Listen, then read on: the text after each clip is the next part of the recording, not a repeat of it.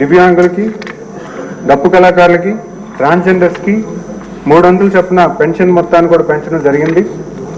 మరి గత ప్రభుత్వం ఎలక్షన్ ప్రామిస్లో 2000 నుంచి 3000 చేస్తానని మాటిస్తూ ప్రభుత్వం ఏర్పడిన వెంటనే 3000 చేయడానికి 5 సంవత్సరాలు పట్టింది అధ్యక్ష.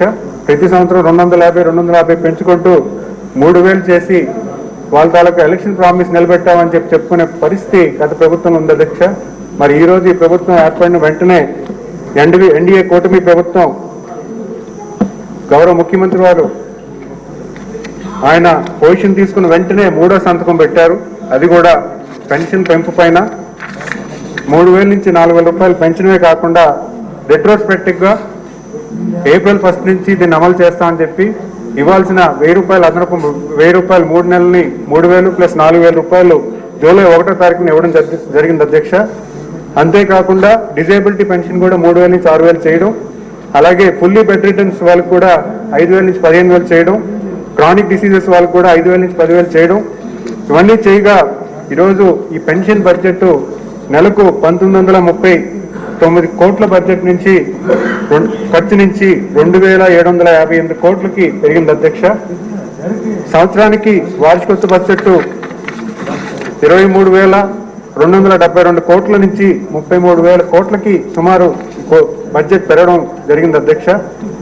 అయితే ఇంత మొత్తాన్ని పెన్షన్ని ప్రభుత్వం ఏర్పడిన వెంటనే అమలు చేయడం, అది కూడా మొదటి 2 రోజుల్లోనే సచివాలయ వార్డు మరియు గ్రామ మరియు వార్డు సచివాలయ వ్యవస్థతో డిస్ట్రిబ్యూట్ 99% పైగా పంచడం, ఇవన్నీ కూడా ఈ ప్రభుత్వం తాలూకా సక్సెస్ అని నేను తెలియజేసుకుంటున్నాను అధ్యక్ష.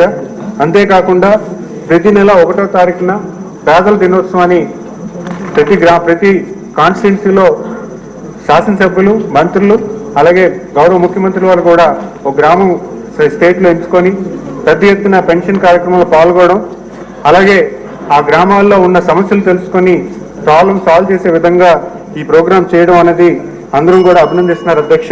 మరి ఈరోజు శాసనసభ్యులు అడిగినటువంటి వంశీకృష్ణ గారు యాదవ్ గారు, అలాగే సింధుగారు రెడ్డి గారు, మరి మన శాసనసభ్యురాలు సోదరి అడిగినట్టుగా పెన్షన్ ఎలిజిబిలిటీ మీద పెద్ద ఎక్సైజ్ ఉంది అధ్యక్ష. అది కొత్త పెన్షన్స్ అనేవి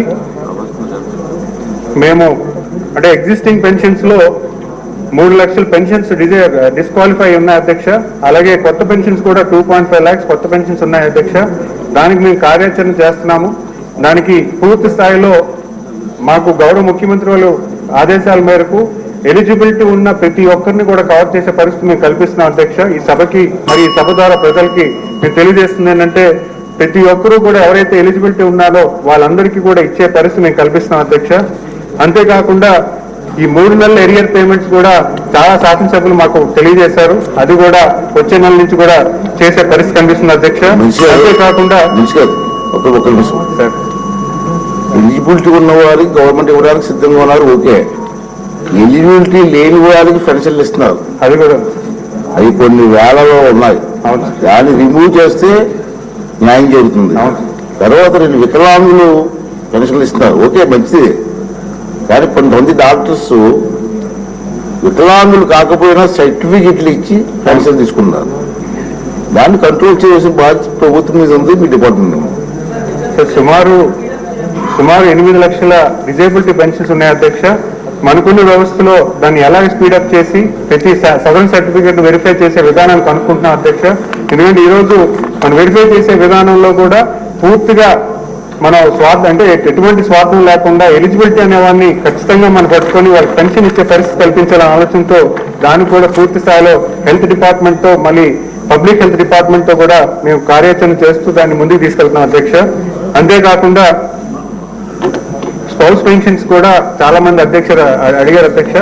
వెంటనే ఇంట్లో భర్త చనిపోతే భార్యకి వచ్చే వెంటనే భార్యకి పెన్షన్ ఇచ్చే పరిస్థితి కల్పించడానికి కూడా దాన్ని కూడా కార్యాచరణ చేస్తూ వచ్చే నెల నుంచి దాన్ని ఇంప్లిమెంట్ చేసే అవకాశాలు కల్పిస్తున్నాం అధ్యక్ష.